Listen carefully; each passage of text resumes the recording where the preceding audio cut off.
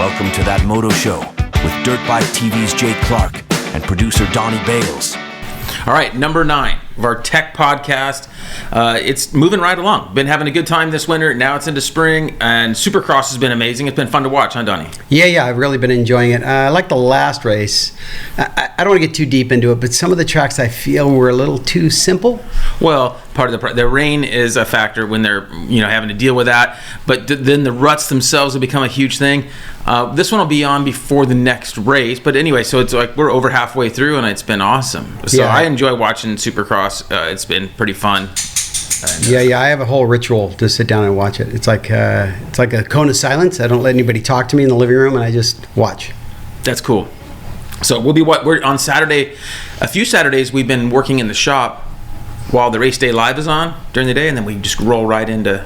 So it's like we got hours. Kind of nice. Yeah. I like early. This is the first year they've had this many early Supercrosses, right? Like, yeah, it's pretty much every round is pretty early. Well, they changed the start time normally from 7 to 5. Exactly. Yeah, I like that. It's awesome. It's way cool. Okay, so this show's a little bit different. We're gonna do a couple different things, but first of all, we're gonna have another factory mechanic. We're gonna bring in a younger guy who's new to it, but been working hard. So we're bringing him in here in a bit and introduce you to Kyle. And the other thing we're going to do is we're going to have a tech tip from you guys. So if you guys send me in a cool tech tip, I'm going to showcase it. And I got one to go over right now. So we're going to go over this one, and it's about this. You know what this is? It's called batting. And so I got a really cool follower that wrote us, and his name's Edu. He's from South Africa. You know that place, right? Wow. Yeah. Very nice. Says I watched a lot of your videos and helpful. I thought this might like this hack.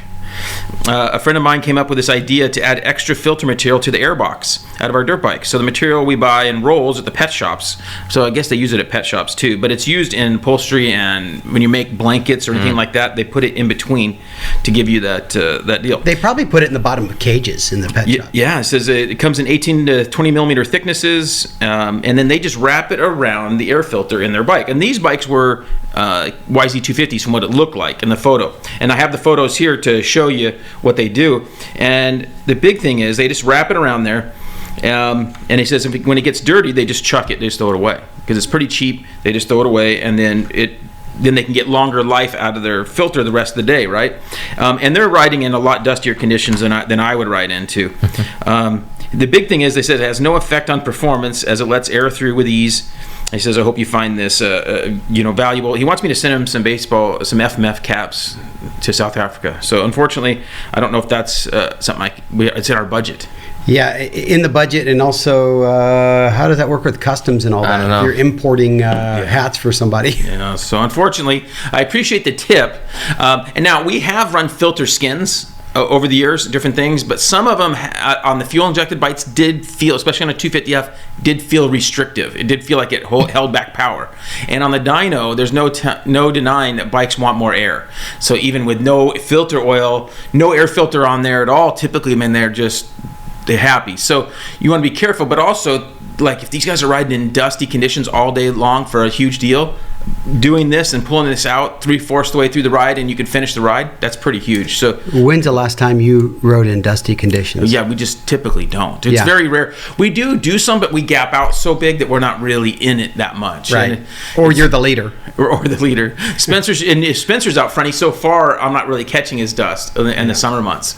So if I start to catch his dust, then I just come back. Do you remember that transition? Yes. The transition from when you used to be the leader to now Spencer's the leader? Right. And he's been leader for it's been a long time. Since he was probably 17, 18 in that. Might be younger than that.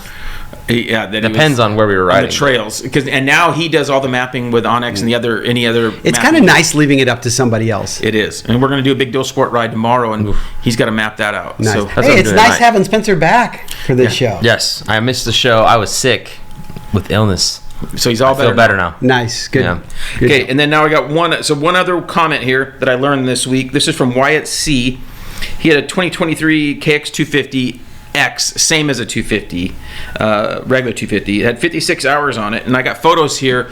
And what you can see is in the cylinder, there's little indentions in the cylinder. We thought for sure his cylinder was ruined, but in the cylinder, at the top of the cylinder, where the pistons, where the rings don't go, there's actually little cutouts 4-valve relief. So pretty strange, something we learned on the Kicks 250. So if you pull one of those apart, I've never seen this on a 4-stroke cylinder, but it's cut right in there. You can see in these photos. All right, so that's a cool thing we learned this week. Totally surprised when he bought a brand new cylinder and same cutouts there. So that was a trip. So anyway, now it's time to bring in our factory mechanic here for the day. He's going to be answering some questions with us. We'll learn a little bit more about how he got into it for those guys that are wanting to learn the trade. His name is Kyle Defoe, and we're going to bring him in right now. All right, so we got Kyle Defoe here, who's what I call a younger mechanic, like comparatively speaking, right? So let's talk real quickly, kind of talk about what got you into wanting to be a mechanic. And you didn't grow up in SoCal, right? Not correct. Right. So you're not around the epicenter. And so where you grew up, tell people where you grew up and what brought you out to California and, what motivated you to really want to do this. Yeah, so I grew up in a little town in North Dakota. It was about 350 people right on the Canadian border. One guy in those 350 people happened to ride motorcycles. He invited my family up to a local Canadian race, MMA. I was probably 8 years old then, and from then on, my mom and dad thought it would have been a cool family hobby. So I raced from the age of 8 to 20, 21. That's all I knew how to do in that span of time. Do you have siblings? I have one brother, yep. Did he ride as well? He rode and raced as well, yep. The last guest we had, his brother was really fast. Nah, he was okay. He's not so fast, though. I'm just kidding now. Jade rips. But yeah, so, we did it. It was very casual for fun. There was no stress or no pressure. But at the end of those 10 years or so of racing, you had to make a decision what you're going to do with your life. And that's all we had done. So I figured the next best thing would try be a mechanic. I always idolized all those guys that I work with now, like Carlos and... Now, were you working on the bikes as a teenager? Working on them. You would... were you picking up stuff? He was applying stickers. Yes, I was applying stickers. I was 30 minutes later, I would have my tire changed with a few pinch tubes and a couple screwdrivers.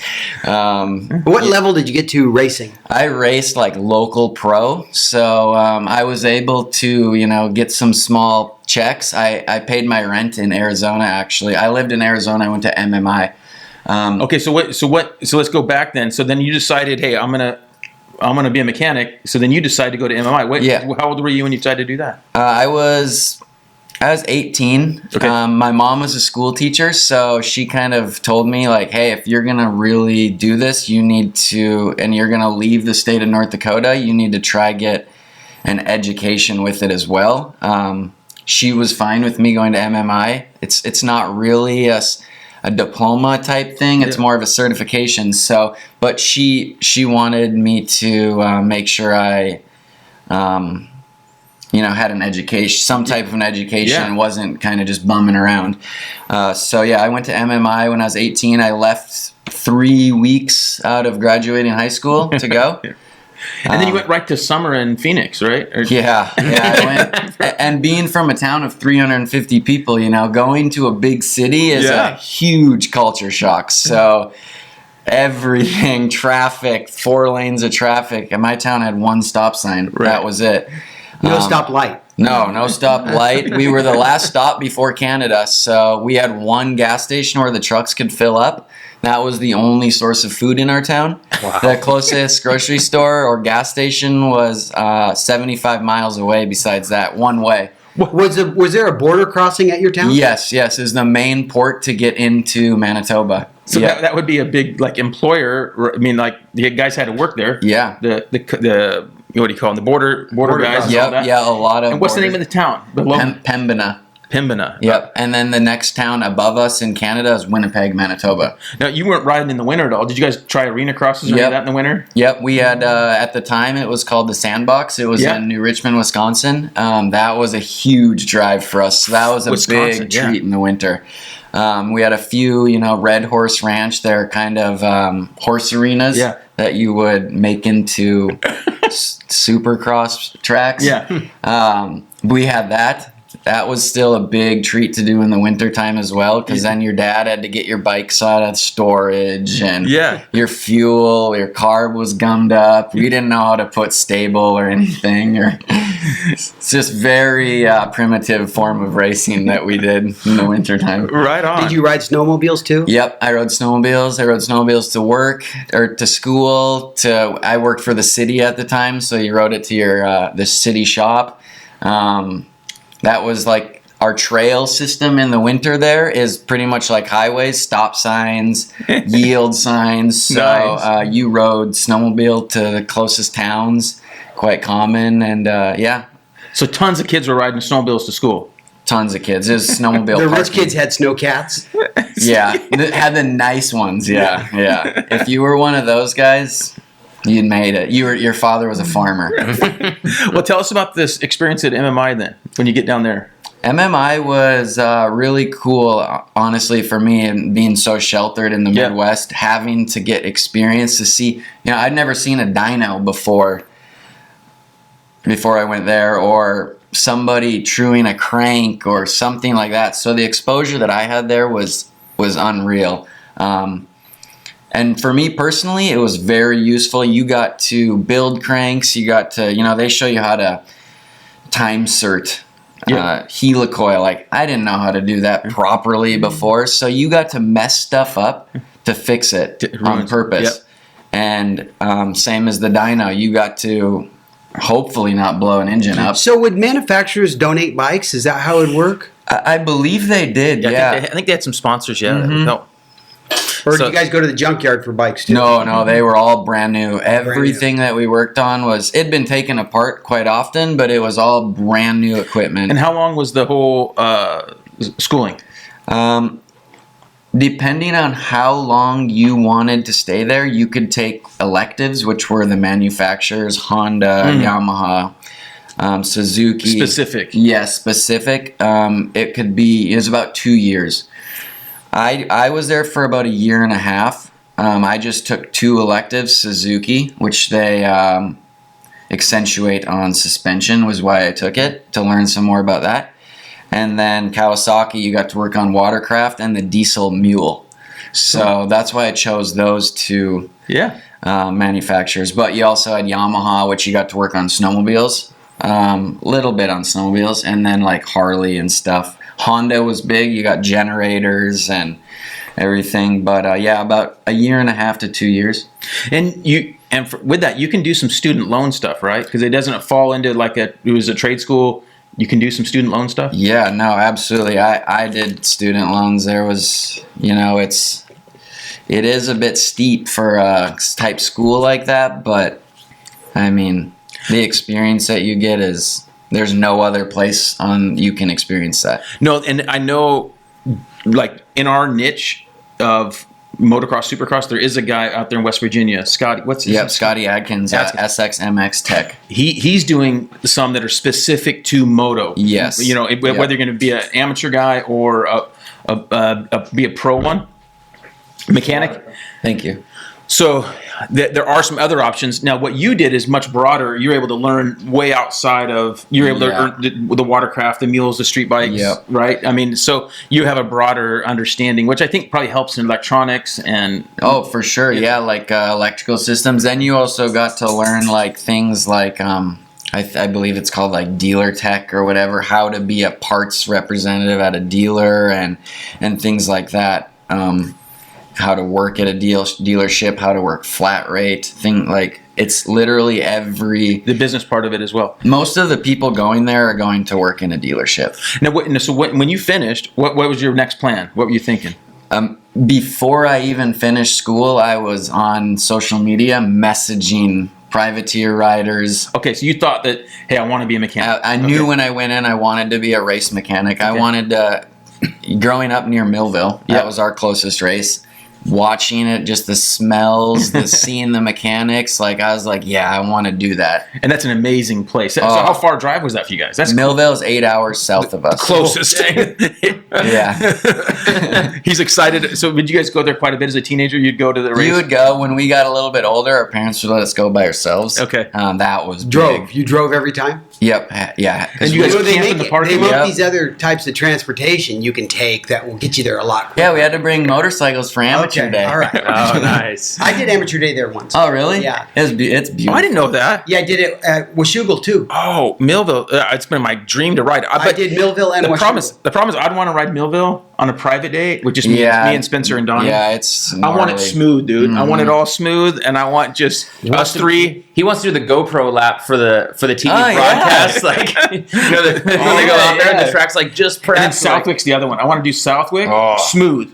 And cold. Smooth. Oh yeah. It's too hot there. Yeah. No, yeah, like in June, like in early June, Yeah, like yeah. 8 a.m. in the in morning. May. Yep. When First I was at practice. Or in the fall. When I was at Dirt Rider, contributing Dirt Rider, they set me up with bikes and stuff. Oh, So that's I just flew there, and I got a loaner bike both there and at Washougal. That's awesome. Yeah. I didn't realize that because I've always thought that track would be fun to. Yeah, because I've been there a few times. Where And- Washougal? No, to Millville too. yeah. And Millville, I thought would just be I if it was stalled smooth. sand whoops. Yeah, I did. if it was smooth, I would just love it. So anyway, so now you're messaging guys. How did it go from there?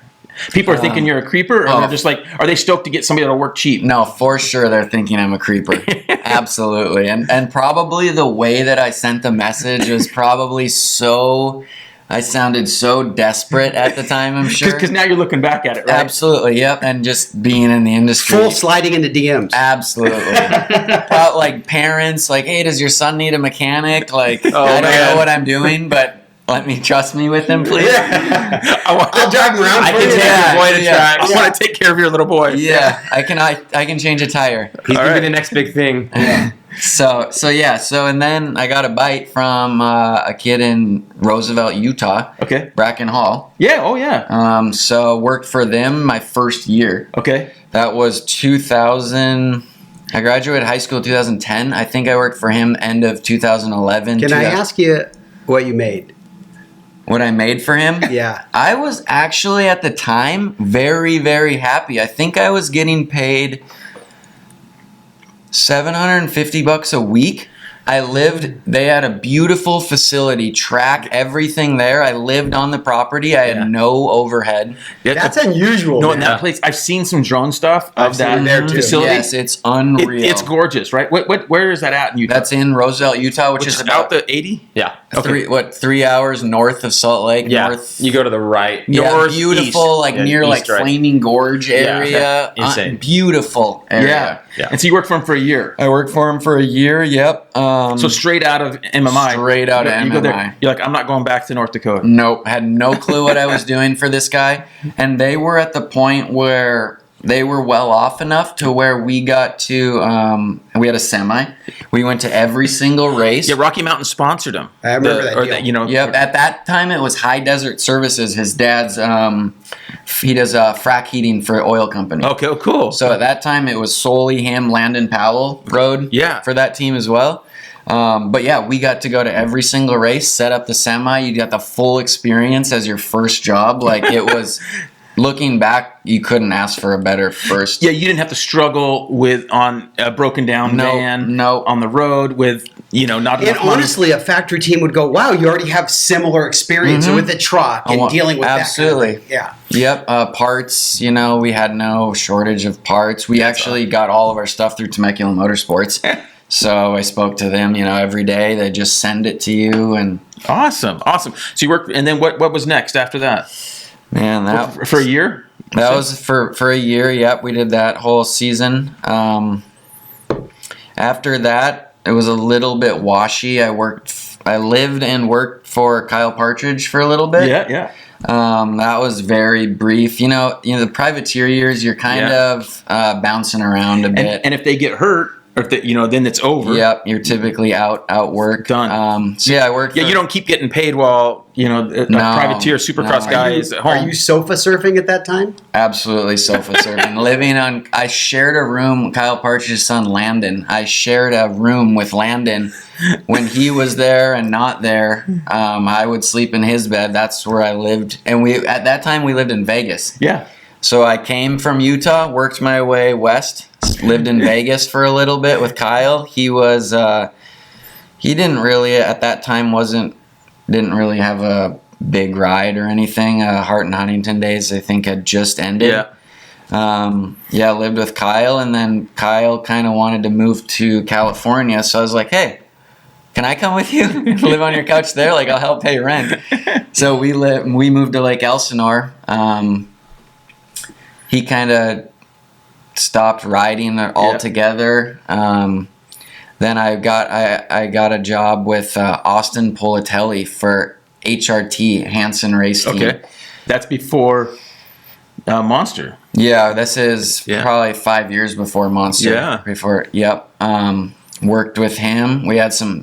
What year do you think that was? I think that was a 2013 season. Nice. Yep, we had some great races. We got fourth against like Marvin. I don't know who else would have been in the class at that time, but just the fact that we were making night shows and in the main event to me was a win. Yeah, that's cool. So being down there, that was rad. And then what was next? After him, I believe I went to Josh Hansen. There was a Moto Concepts time in there too that I was with Brady Kiesel for a little bit, but that kind of fizzled out. Hey, and just so you know, this is okay that it's sounding like you worked for a ton of different people. Absolutely, I'm completely fine with it. Because I want people to know too, because I get hit up by a lot of people, younger guys, especially kids, wanting to get into this. And Donnie knows it's like, well, I call it myself a dream crusher, because I tell them right away. I go, hey, it's really tough. You don't make a lot of money, and it's really hard to get connected to the right situation. But it can be good. I go, but there are a lot of things have to go your way. And Absolutely. And if you don't have thick skin and are willing to sleep on the couch, right? Yeah. Like it's like trying to be an actor. It's like you're a food server and you're still trying to do it and you're trying to make money in all these different ways. As long as you keep grinding it out, eventually you'll get to where you want to be. Persistent. So what would you guess before you got on with, because then you eventually hook up with Lieb. Yeah, that's when I met you. Yeah, okay. Yep. So then you get a kind of a little bit of a stable thing, and there you're helping with Lieb's racing, but also with Rocket a little bit, right? You learn a little bit of that. Yep, I learned a lot about that. Okay, so you do that, and that's when I kind of met you, and you were. I realized right away that he's pretty sharp. I'm learning a lot. I met you at Don's shop. Oh, okay. Over there. Yeah. I picked up something, and I remember you. Yeah, I remember. Oh, okay. Yeah. Yep. Yeah, I worked for Lieb for 3 years. I don't even remember the years of that. Yeah. But that was huge learning too, because we were building. That's when I got introduced to building engines. Yeah. So I was on the dyno as with some guys, Josh Pitts, with electronics and fuel, all like. Because he had a dyno there, and you guys were actually changing. You're testing cams and different things, right? Yep. And trying to make a lot. That so you learned a lot there, and that's when I met you, when maybe they were backing off a little bit from the shop and stuff, and I met him, and then he actually worked with us for just a few days, and then you got into a really good job. I think after when you went to PC, I think, right? Before that I went to Cycle Trader. Okay, to the team. Yes, yeah. Cycle Trader, Rock River, Yamaha, yep, which was and I'm like, okay, fine, you can leave. I only had like 2 days a week to work, Yeah, that's right. So Spencer wasn't much help then. I think he was, if he was around. He was gone. I was like 12. Yeah. I was young. So no, this would have been like not that long. You would have been like late high school. I'm in late high school. Yeah, I guess that's so long. So anyway, Spencer doesn't remember how old he is. No, I'm 14 now. Yeah. So anyway, so you do that Cycle Trader, and then you do that how long? Cycle Trader team. 1 season, and then what's next? Then I went to PC. So and that was how cool was that to get in there? Oh, it was unreal. There was a time after Cycle Trader, I almost moved back to North Dakota. And I brought my wife with there. I had an interview at Polaris. I was going to do some snowmobile stuff. some test riding, and I brought my wife there, did the interview. She drove around the city, or the town. It ain't a city. Where Polaris is? Yep, Roselle, Minnesota for 20 minutes, and she's like, I don't think I can do this. Where's your wife from? She's from Temecula. Oh my God. Yep, I met her down here at a gas station. Nice.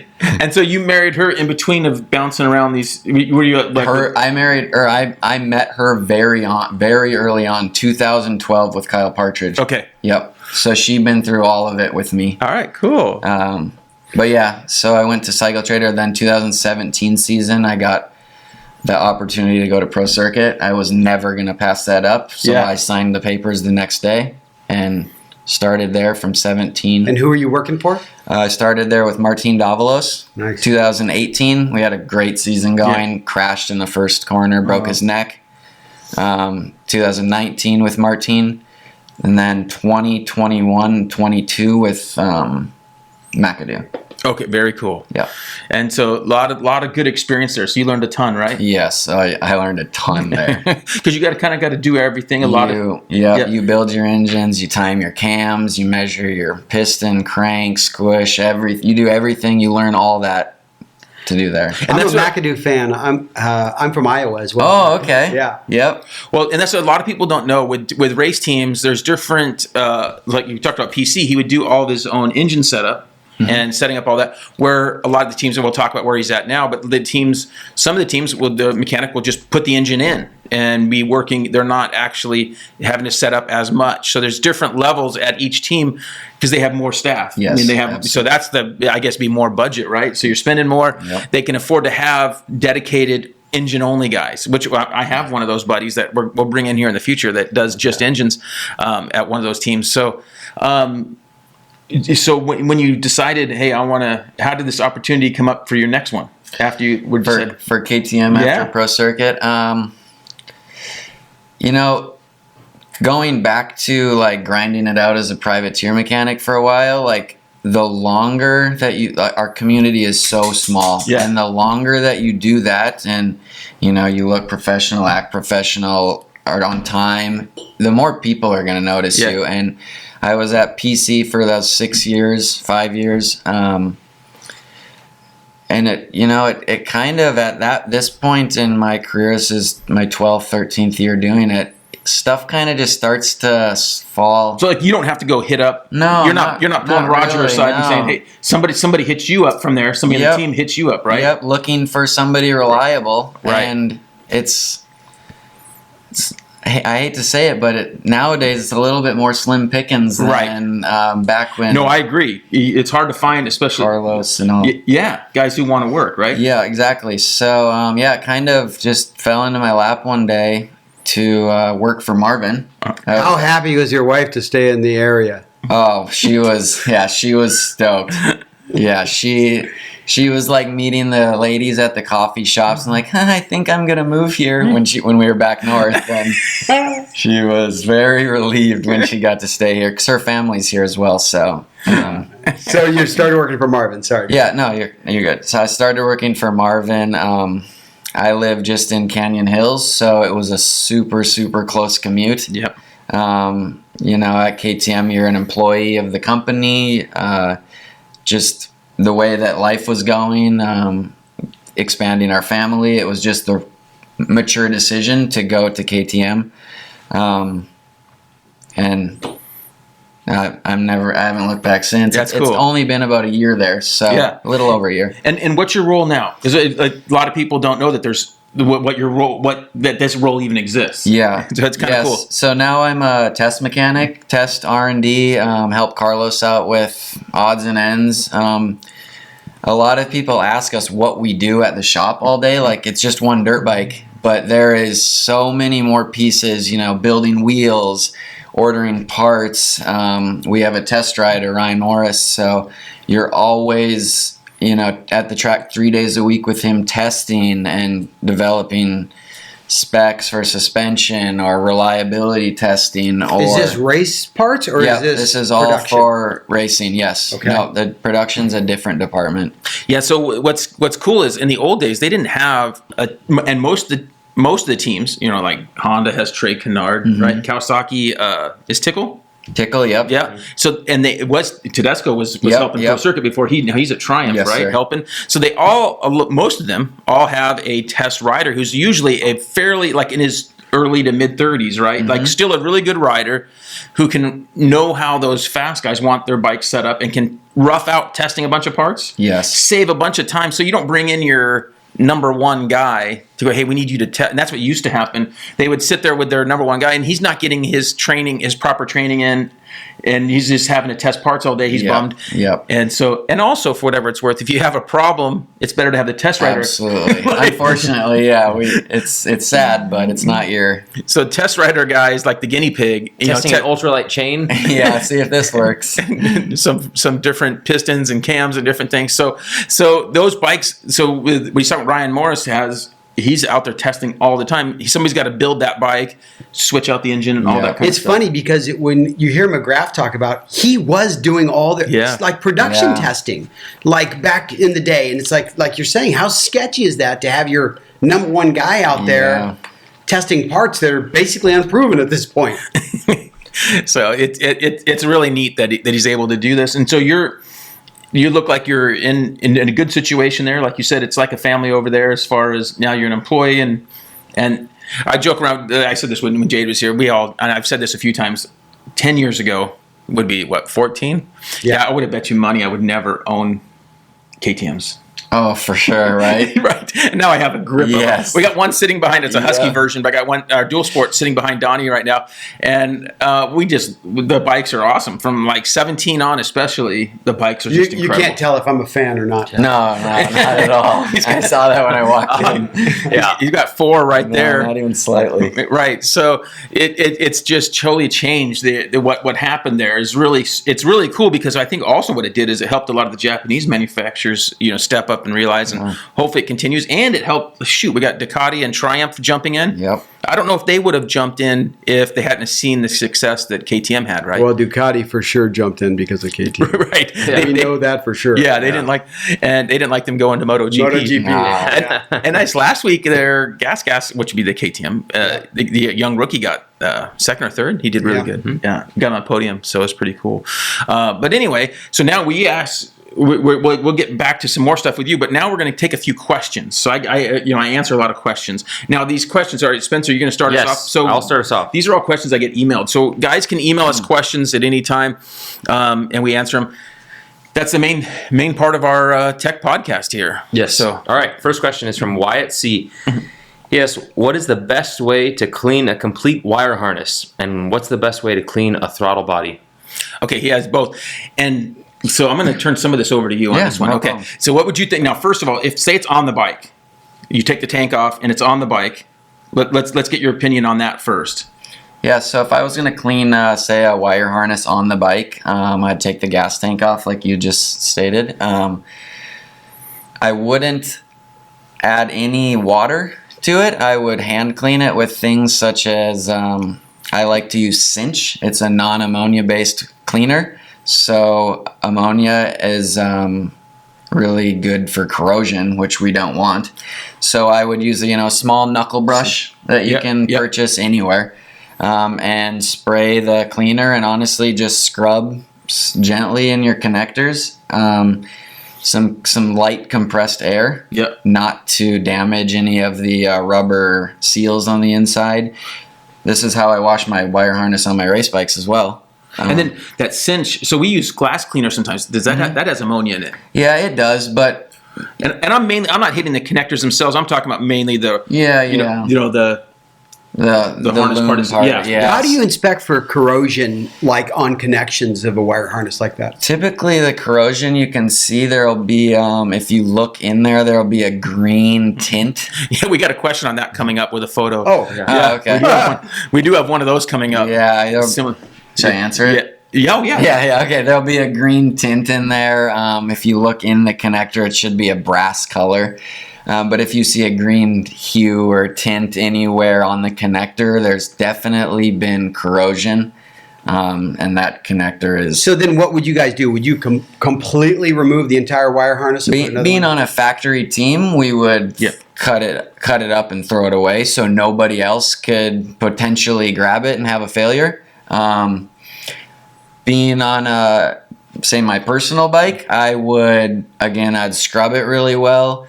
Some people don't like dielectric grease because it's conductive, but I would probably put a little dielectric grease in that connector to help complete the connection, and that's all. Yeah, and we're back and forth on that dielectrical grease. So on the watercraft, we always would run it. You kind of have to, we do so much, special. Seal. Yeah, but on the dirt bikes, it's like we tend not to use it until it's older or it has a problem. So that answers like my thoughts on that. And as far as the throttle body, external part of the throttle, let's say not cleaning internally, not taking the injector off, but the external part of the throttle body, if say he's got because with the tanks on there, a lot of times it's all. They haven't been able to power wash up in there good. What would you do there? Yeah, if I had the tank removed, I would probably power wash underneath there. Since the throttle body is sealed, the TPS on the side's sealed, map sensors all sealed. I would pressure wash. I wouldn't get close with the nozzle. Yeah, you're not right next to it. You're gonna want to keep it away, and maybe a soft bristle brush to scrub it. That's if everything's sealed on the throttle body. Now, if it's not sealed, you're not going to want to spray water. If it gets in the map sensor or in there, your bike's going to potentially have a failure down the road. Right. And we do see that where, especially in the new generation bikes, on like some of the KTMs, we've seen some water issues where it's getting into the map sensor or even to the start-stop switch as well. So that's something to always watch for. All right, Spence, what do you got next for us? Donnie's got our next question. Oh, yeah. Ryan K. Hey, Jay. Hello from Star, Idaho. The new Moto podcast is awesome, and keep the episodes coming. So this guy's smart. Real smart. Yeah. It'd be safe to say that you're the tire dude based on your experience and all the content you've created. My question is, on the sidewall of most tires, there's a color dot ring, yellow and red. What is the purpose, or what does it mean? Love to hear your insight. Okay, so it's really a pretty simple answer. That's the lightest spot on the tire. So when they manufacture the tire, with Dunlop, they put a little yellow dot or circle. And the manufacturers, they'll typically line it up with the rim lock or the valve stem. On a dirt bike, it really doesn't matter. And, the rim's a little bent. You got a clunk of mud, your first little thing out there, you're never going to feel that. What do you think? Yeah, absolutely. Couldn't agree more. If I'm trying to mount it and be very meticulous and professional, I'm going to put it in the correct spot so you can visually see, because we'll get a lot of grief about it. But yeah, you go around, you touch the dirt once and the tire's off balance.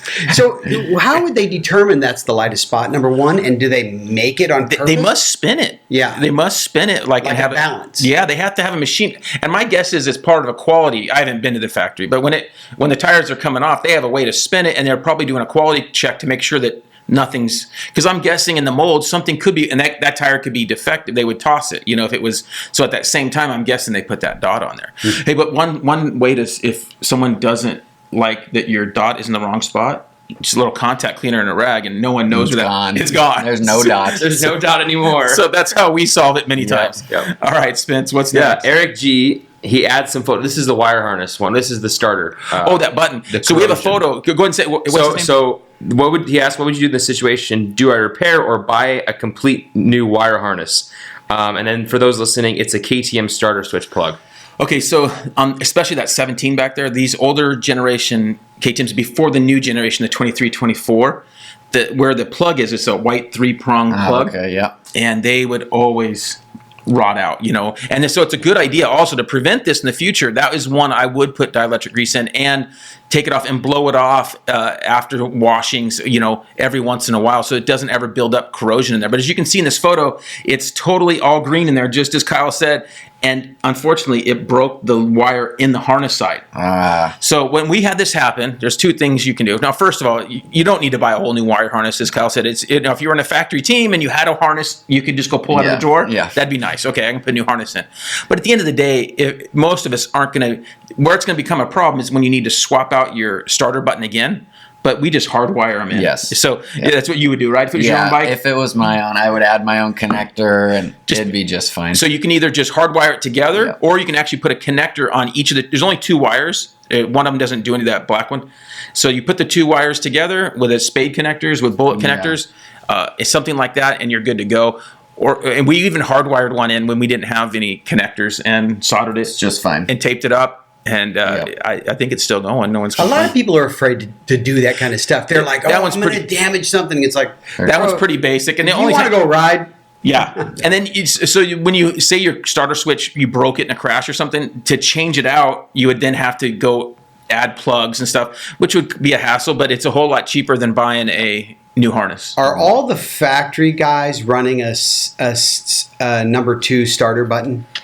Oh, you're talking about the two, Yeah. like the new generation, or one on each side? No, yet, or like you've seen, like they place them underneath. Oh, There's the something extra like- starter button. The extra starter button. Yeah, do most of the teams have? We're not running one at Okay. KTM.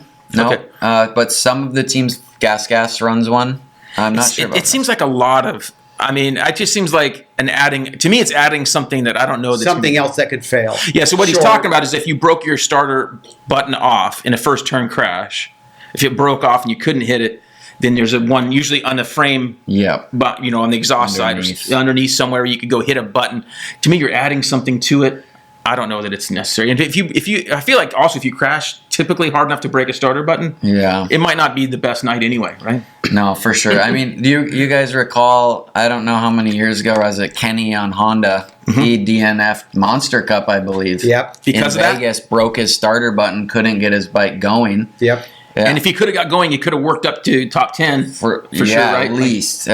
And to bump start an electric start bike, you have to have the start button depressed on most manufacturers to get it going.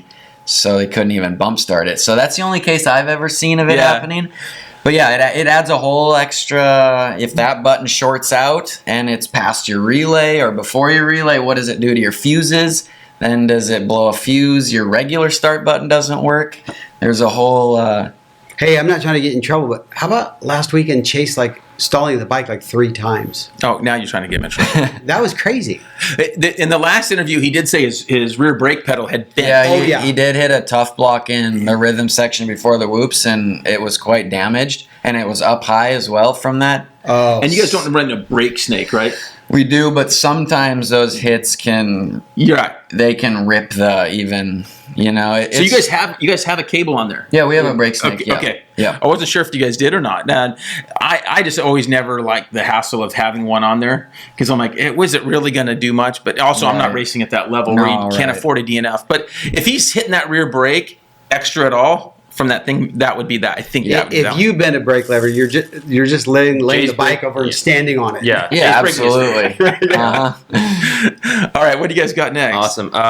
Austin D says, "Hi Jay, I'm looking for some advice on a plastic tank repair. Unfortunately, I have a bad crack in my tank on a YZ125.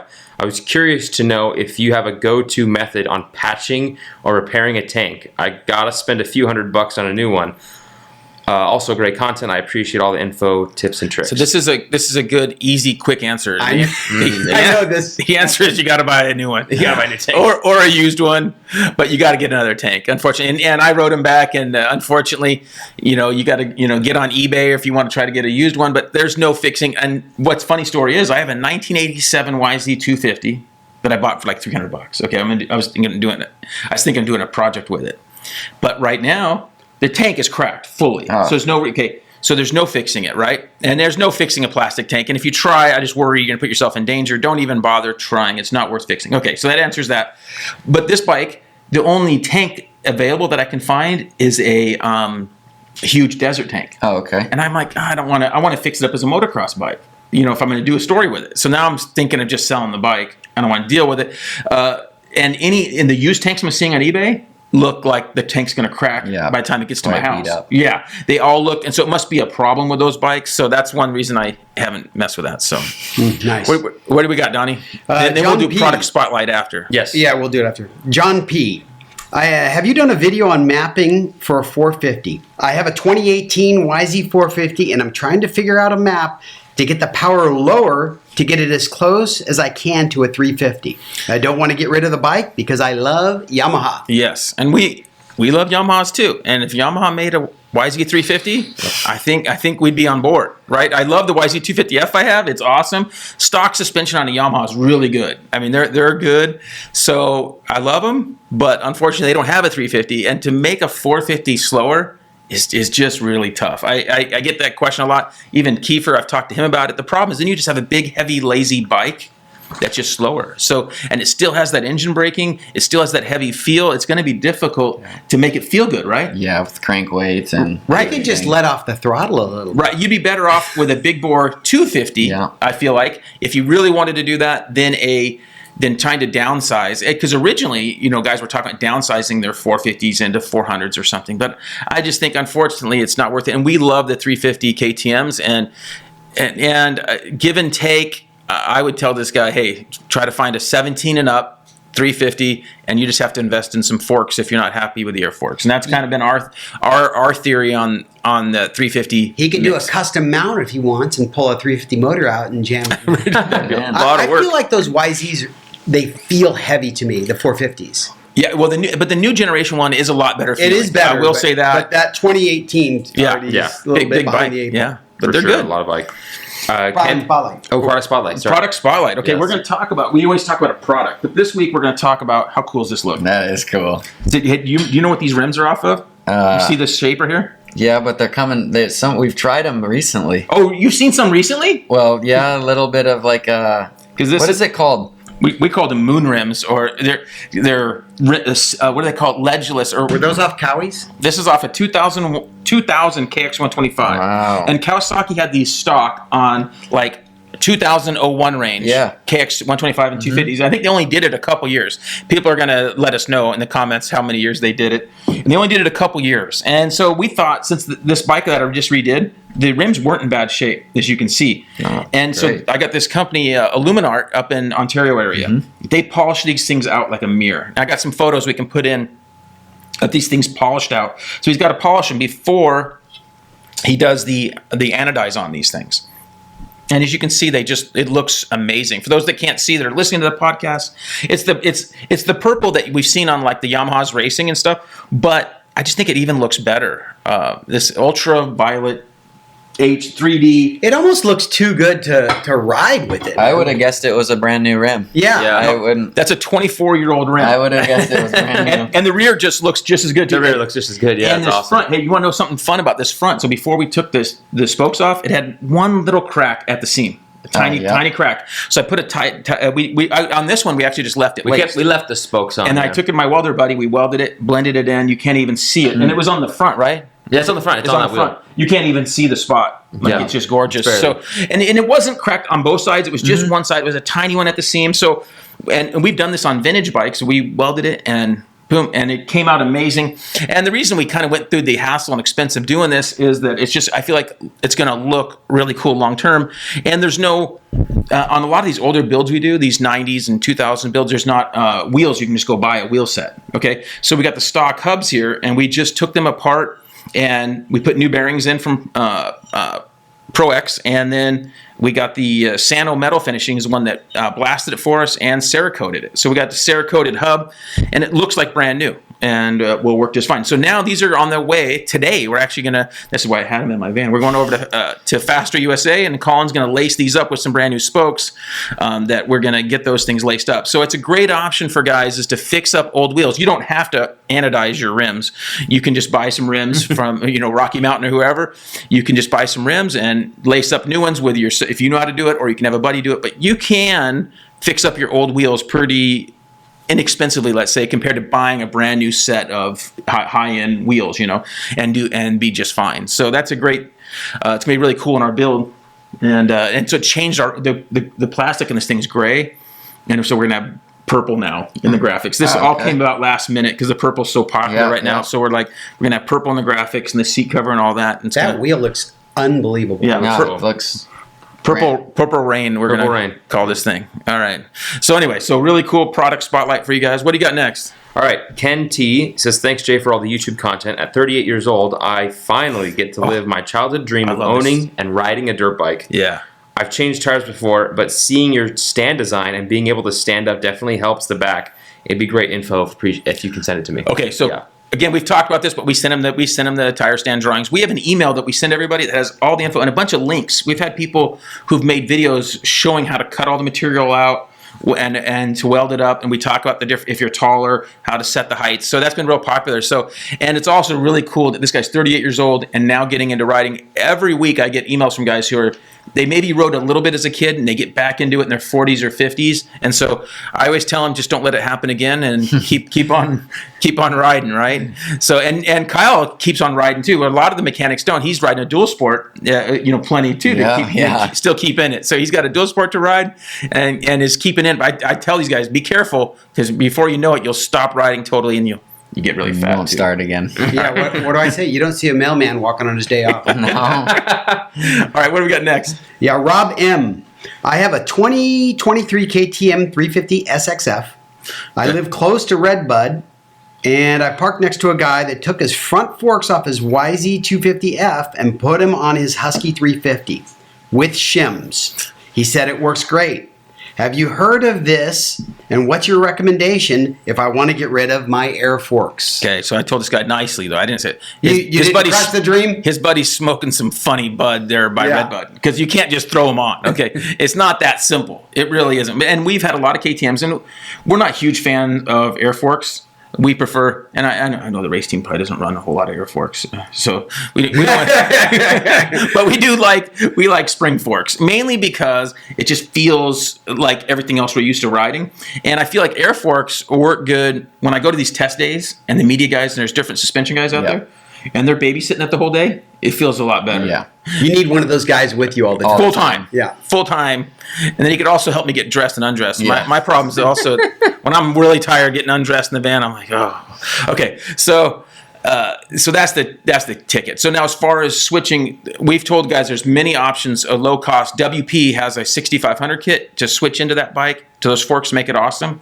That's great. KYB has a kit through Technical Touch. Both of these bikes, one has KYB and the other one has the single spring. Yep, and then the Race Tech single spring we have on one of your bikes, and that is awesome. That's half the money of the other kits, and I think it's 90%, 95%. It's almost as good as the KYB. Yeah, it feels so good when we're on for being our level of riders, we can hardly tell the difference. I think it depends on how well each one's set up for us, but I think that's a great option, and it's like I said, it's like half the price. Where most spring conversions, you're anywhere from, depending upon who's setting it up, anywhere from $1,500 to $2,000. Not to mention, this guy is basically using two bikes to make one, right? Instead of just a set of forks. Yeah. And there were guys like in 17, 18 and stuff that were getting YZ forks, pulling all the internals out of the YZ forks, putting them in with some adapters and stuff to make it work. It was a lot involved, but they were making it work. I remember riding one of those bikes. Yeah, Kelly had done some, and so it was a lot of work to make it happen, but they were doing it, and so anyway, can't just throw them on. You can't just throw on other forks on YZ forks on your KTM. I saw Lassie had for sale some A-kit forks. Yeah. I was like, oof. All right, we'll do last question. This is from Ralph G. Says, how's it going, Jay? I know I just hit you up about my new KX 450. I didn't get to ride it yet. Oh. I am just making a list of things I want to do when I get back home from overseas. He made a sad face. Yes, I the sad face that he didn't get to ride his brand new 24. I'm just saying you didn't express the sad I'm sorry. Yeah. All right. It was in the tone. Okay. So he's getting back from overseas, and he's curious if you knew of some good techniques or products or materials that he could use to polish some of the sections of the frame that are visible, and possibly the swing arm. I was looking over the Whiskey Throttle breakdown of Jason Anderson's bike that's polished, and it looks amazing. Okay. And so that's why I got that question in there for this week. I got Kyle here. And now he doesn't work with the aluminum frame bikes right now, but he has in the past worked with some aluminum frame bikes. So we can get your thoughts on what would you do, and then tell us the pros and cons once you start, polishing. Yeah. Yeah, because once you start. Yeah. Okay. So let's talk about that a little bit. What are your thoughts on that? Yeah, so when I build a bike, I don't like the chrome look in a bike, say. I like... we would just call it maybe Sano, really clean. Yeah. So I start with, there's definitely a lot of elbow grease involved, but there's multiple stages of Scotch-Brite, and I'm going to start with a quite coarse Scotch-Brite. It's more the gray one. Yeah, I start with a red, and I like to get a Scotch-Brite it has Pro after it, so you can get a 7448 Pro. Which is gray, and that is fine. It's a little more on the expensive side, but it gets your aluminum with nice, clean lines in it. Nothing that looks funny. No scratch-looking marks in it. When you were at that other team, did they go, "This is your Scotch-Brite budget"? No, we didn't have that at all. So, would you use anything with it? Any polish or anything like that with it, or cleaners while you're doing it? I didn't like to use any polish, but I did like to wrap they're called SOS pads or Brillo. They have a type of soap in them that's just really nice on aluminum. I wrap that in my Scotch-Brite. And then you have any water on it or anything? Yep. It's very wet. Always wet. Okay, wet. Okay. As wet as you don't want it dry, because then you're gonna get some. You're taking too much. Yeah, you're gonna get some funny marks in it, and like if you make a little mistake, it's gonna show up a lot. So very wet, always wet. And then at the end, I just go through with a plain Brillo or Scotch-Brite. And that's all I do. That's all. Say you look at a pro circuit bike now, or a factory Honda, or Jason's bike. That's how they accomplish that. Okay. So they never have a polish on it. They're not using like a Mother's aluminum polish or anything. No, they're just using an SOS or a Brillo with a lot of elbow grease. Yeah, and like let's say if you had, like, not week to week, because it's going to be easier after you've done it once. Okay, in between weeks, right, as you re-prep. But if you had a brand new frame and you had it sitting on the bench and you got your water and you got all your stuff, how long would it take you to do one?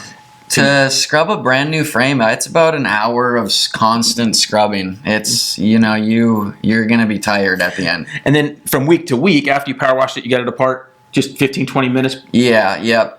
Depending on the rider, if you run frame protection, that helps a lot with scratches. If you're trying to get the scratches out, you got to start with heavy sandpaper, work your way lighter.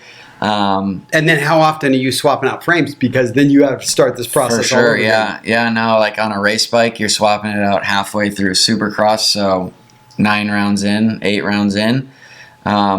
Hopefully you've had some spare time at the shop, so you got one on deck, so you're not going through the whole process again that day, or on, say, your build day, because time's limited.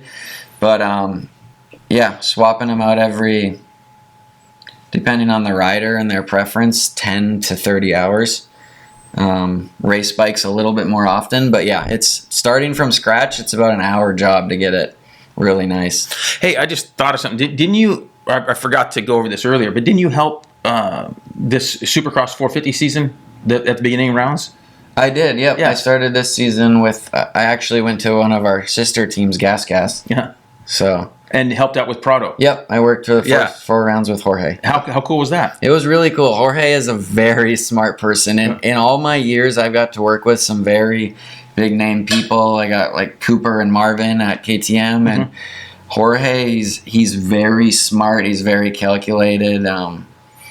It was very enjoyable to work with him this season. What are the odds he's going to come here full time? Well, I think it's pretty. I think the odds are pretty good. Yeah. It's pretty strong. I don't know anything for sure, but through the grapevine. Well, you heard him. You talked to him. No, I know. I mean, the feeling you got. Yeah, yep. He loved being in America. That's cool. So his whole family was here, right? Yep, Everybody. Yep, everyone. And he trained in California the whole time. Yep, right? He didn't go to Florida. Time. Nope, always in at our test tracks. Okay, now I saw him over there a few times, and it was pretty cool. So when we went by there in December, when they had just finished the bike, he had. Oh, okay. Yep. I think maybe he just rode a bit, but it was just. It might have even been November. It was I remember that. Yeah. And the bike was all ready. And they were talking about it, and I think at that time, I don't know that how optimistic people were that he would survive Supercross. For sure, right? Because that's our 450 Supercross. You're coming from Europe. It's like I don't even want to say 50-50. It's like 80%, 90%. Over the years, it's been proven. If you come over, you're Greg Albertine or even Langston, whoever, you come over and ride Supercross, even if you're a past champion, it's a tough road, right? Yeah. So he did awesome. Yeah. Like what was it? He was top 5, 6, like, and he was up front a bunch of races. Yeah, good starts. Hole shotting. Yeah. He knows how to start. He had the same, like, GL would talk to me about how difficult the whoops were. Like, coming here and just being straight intimidated the first few times he just had to shift up and go. Well, he knows how to start, man. Yeah. Dude, at the GP this last weekend, I watched the highlights. He just whole shotted everything. Yeah, he doesn't even by a minute. Yeah. I think I watched a little interview with him. I didn't know this was a thing, But his first day on the Supercross track, he was just taking a real slow approach, right? I heard. And they're talking to him. I can't remember who did the interview.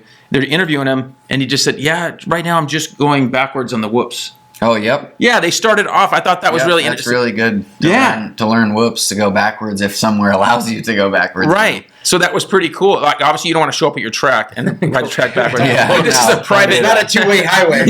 This is a private test track. And when they said that, I'd never thought of that. But I'm like, well, that's cool. So he can learn how to start going through them there before he because whoops are built backwards. They taper down by the loader, so they're steeper in the front and more of a smoother angle in the back. So if you go backwards, you can get more traction and the concept of how to go. So I thought it was cool that he was trying to learn this, and I thought was really cool is he didn't even bother with this 250 class. No, he's like, I'm gonna come over here, I'm gonna do it for real, and went straight to the 450 class. So I think he proved if he could get if he stays healthy through his whole GP season here, comes out again and can train all fall on Supercross, he should be awesome. So I thought that was really cool. So it's cool. It was pretty cool being down there for the 450 mains. And so, it's and every single rider was there, no one was out. So how stoked was he to win that heat race? Oh, he was he was a little bit bummed it was in the mud, but a win was a win. No, a win is a win. That's no joke. No, so he was supposed to only stay here for 3 rounds. Yeah. And then he played rock, paper, scissors with the big bosses at KTM after San Diego because it was kind of a wet race as well. Yep. So he never really got to prove all the way. So and he won rock, paper, scissors. He cheated a little bit, I think. He cheated. But he waited till they put theirs down.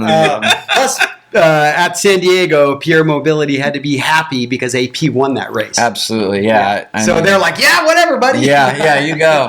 Stay one more week. Well, I think Argentina was supposed to be canceled, MXGP, because the president. So he said, hey, I'm going to stay one more week and race Supercross. Well, Argentina never got canceled. Oh. So he ran it short between those races. Oh. Of testing because he had to go back home and test, That Argentina race, look, it's the last time I guess they're going to be at that facility. Yeah. We watched it and they said, I'm like, no, it's so gorgeous looking. It's that Patagonia area and it's against this mountain and trees. It's just gorgeous. Beautiful. Yeah, incredible. So, well, it's been awesome listening to you and learning. And I've learned stuff from this guy when he was working over at our place for a few days. It was awesome. So it was really cool to have. And what's your good advice or best advice for anybody, like say a young, 16 to 20-year-old who's wanting to get into and be a mechanic? I mean, you're saying slim pickings now, so is there a better opportunity if somebody wants to work hard? What are your thoughts? For sure, better opportunity if someone wants to work hard. And also, I feel like a lot of people, I don't know the correct or polite way to say this, but a lot of egos are really high. So if you just need to mellow out a little bit and listen, because we're all younger and we need to listen to the smarter older people. You're not smarter than them. And keep your head down and work, show up on time and look professional. I think that's 90% of what's going to get you where you want to go. Right, just showing up, doing what you say you're going to do. Yep. That old school thoughts. Absolutely, old school. Good advice for Spencer there too, right? And all of us in any life. So, all right. So what do we got next? Are we ready for albums? What's that? You can do albums. CD Spotlight. Yeah. Those are sick. Are we doing What's these CD? other products? No, this question didn't come up. Did we do the tie down question? We didn't get to that question. We're at an hour right now. Oh my gosh. Okay, we'll do it next week. Okay. We had a tie down question. So we talk about an album every week. Kyle's gonna be too young for this. And a CD. Not only this, but these are both. One's from 1987. Wow. What year were you born? 92. 92. And one's from 1989. Okay, so this is Great White, really cool band. Got a great sound. Jack Russell's the singer, and just a cool sound. And the other day we put on Jack Russell's Great White because all bands fight. Just like you were talking about egos, the guitarist and the lead singer typically don't get along. Yeah, it usually what breaks up the band. And what's funny is I typically take the singer's side of things because without that lead singer, it doesn't sound the same. Like they bring in a different singer and it's like, it's just not the same.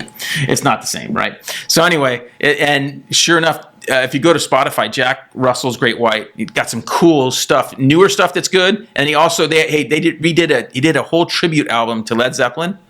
All the popular Led Zeppelin songs, they sound better than Robert really Plant. good. No joke. Like it sounds so good. And he did these in 21, so he's like over 60 years old, singing these Led Zeppelin songs. Yeah. They sounded awesome. So anyway, so what's really cool is Great White had a little bit of a like shark theme. You know, they had a little bit, and so it was Once Bitten, Twice Shy. So Once Bitten, I got to put my glasses on here. Yep. So these albums are awesome, and they're just got a really good vibe to them. And so 1987 is Once Bitten, okay, and then you have Twice Shy that came out, and that's kind of a little, you know, what do you call that? Play on words. Play on words is, you know, it's been a once bitten, twice shy kind of thing. Fool me once, shame on you. Fool me twice, shame on you. Yes, exactly. So great rock and roll, Rock Me, Mr. Bones. They got a bit of a bluesy feel, and they weren't too much into the, you know, they weren't wearing makeup or any of that kind of stuff. They're just good rock and roll. So 2 good albums to check out. Their stuff a little bit after the next one after this gets a little bit more, you know, radio popular, but this old stuff's just awesome. So yeah, that is a great album. Yeah, so these are awesome, worth checking out if you get there on your music streaming device, right? You're probably just into the streaming, right? Absolutely, only streaming. You got Spotify. What do you use? Pandora. Pandora. Okay. Yeah, Pandora. Yeah. So that's the only way to go nowadays, right? Guys are like, what CD? So, but we do find it is cool having it in hand and dropping it in the player and just sounds different. Yeah, it's just better. It is. Yeah. All right. So it's really cool. So really cool time with the show. Thanks, Kyle. We got a good shot. Thanks, Spencer, and to Donnie for getting this done. If you guys are, wait, you're not going to. Yeah. I have a Are you question. skipping his question? Oh yeah. Donnie, what's your last question? Skip me. He's cutting me out. You of the said show, we were. man. You said we were running What's late. going on there? The Yeah, lead singer and the guitarist the are lead- fighting. Yeah, they're fighting. Yeah, they're running late. The only guy that has to worry about if they're running late is me when I'm dealing with the show later. All right, so this is kind of for both of you guys because we're talking about how difficult it is to get into the industry, and you know, obviously, you've taken a certain path, Kyle, and Jay, you've found a niche.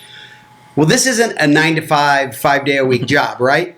So each of you kind of average how much time during a full season, and when you have a lot of product going on, are you spending in the shop working a week?